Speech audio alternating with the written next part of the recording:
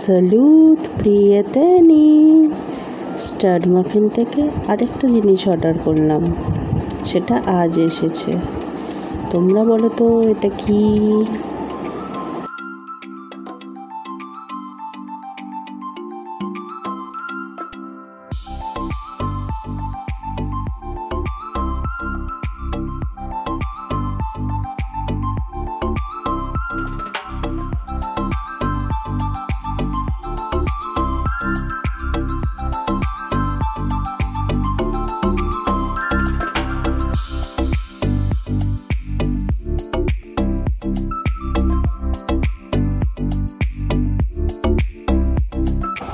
এটা হলো ক্রিস্টাল রিচার্জার।